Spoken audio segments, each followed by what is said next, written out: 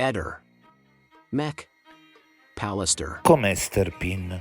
È un uomo forte, intelligente, queste cose qua. Probabilmente aveva dei scopi diversi.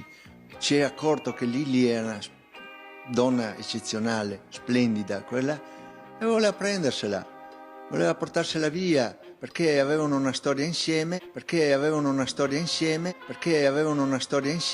molto probabilmente, questa è una mia supposizione, per carità, non voglio niente dire. Io resto sempre dell'idea che Lily in questa storia abbia sofferto molto. Infatti gli amici mi dicevano: guarda Sebastiano che Lily non sorride più come una volta, no?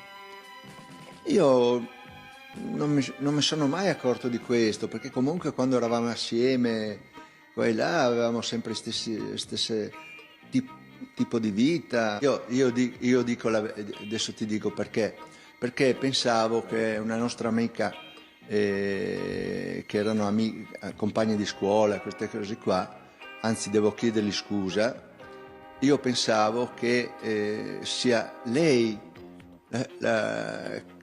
perché cercava sempre di evitarla, qualcosa così.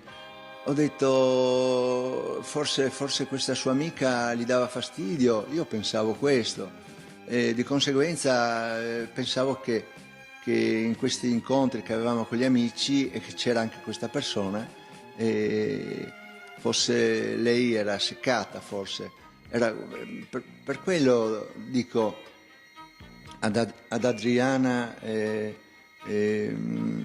scusami Adriana, ho pensato che fossi tu a causa della sua tristezza, di queste cose qua. Lei era testimone a nozze nostra. Magari Liliana non ne poteva più di te e se ne voleva andare. Me lo poteva dire. Ma magari te l'ha detto. Non ho nessun motivo, oppure discutere, guarda, qualsiasi cosa. Io ero qua, pronto, sempre a disposizione. Non facevo altro nella vita io che fare le mie cose, i miei lavoretti e stare con Lily. Questa è la mia vita. Ad ogni modo, Sebastiano, quello che conta di questa intervista è che mi sembra che tu abbia detto di pensare che loro stessero insieme, quindi lo hai detto. Questa è una cosa che forse si è creato lui nella sua testa, ha cercato di coinvolgere Liliana, ma evidentemente lei si è ribellata a questo. Sebastiano, pochi secondi fa avevi detto che avevano una storia, adesso Liliana si è ribellata. Penso di sì. Penso quel giorno lì, a un certo punto quella telefonata delle 8:22 erano con parole ben altre, diverse di quello che dice lui.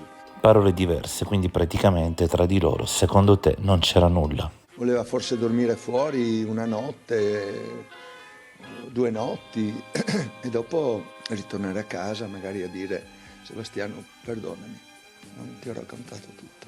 Ma come voleva dormire fuori e poi tornare a casa? Ma perché Liliana sarebbe mai andata fuori a dormire con uno se non aveva nessuna storia? Mi è difficile pensare che lei si sia tolta la vita così. Zio Fulvio, solo tu puoi aiutarci. Liliana è sparita da 22 giorni, oggi è il 5 gennaio e ancora non si trova. Guarda con i tuoi poteri nella sfera magica, dici che cosa sta facendo ora. È morta, non ho mai pensato a niente di diverso. Conoscevo Liliana dalla metà degli anni 70, in una compagnia molto numerosa di ragazzi e ragazze, che di un'età variabile. Io ero il più vecchio, Liliana probabilmente era tra i più giovani. Il fatto è che una volta che è passata avanti alla fruttivendola, non c'era una strada a sinistra o a destra dove potesse deviare. Se è arrivata lì e in quella direzione lei andava a prendere l'autobus. Zio Fulvio, hai visto che Garofano e l'Abruzzone senza leggere le carte non ne indovinano una, poi leggono le carte e cambiano idea. E tu con Sterpin ne parli male, ma al 5 gennaio tu credi a Claudio? Sì, fondamentalmente, perché anche lui lo conosco da 40 anni, non è che lo conosco da ieri. Gli credo.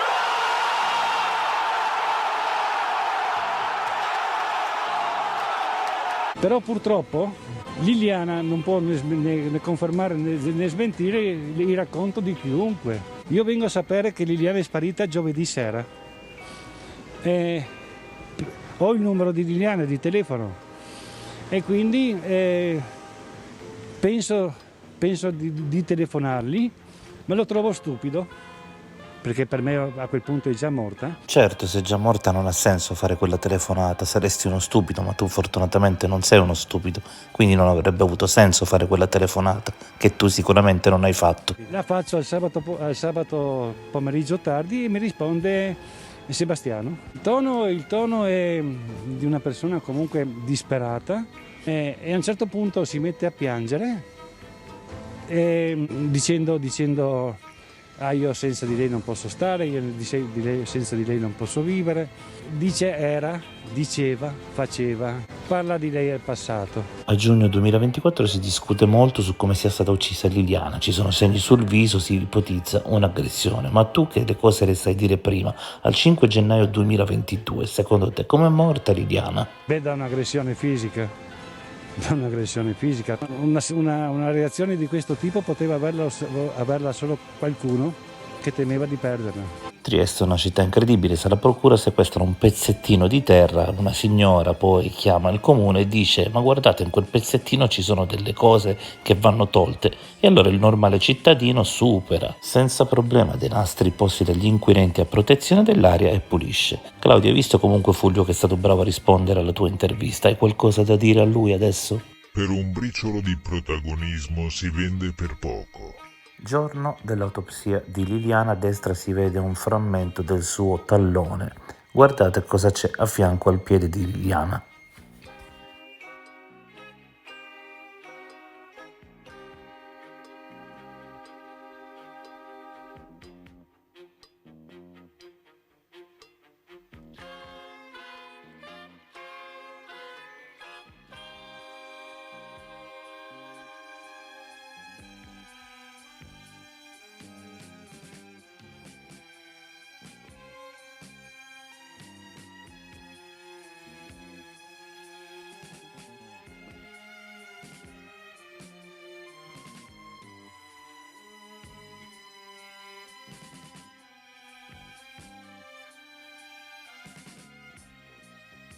Ehi, non dimenticare di iscriverti a questo canale.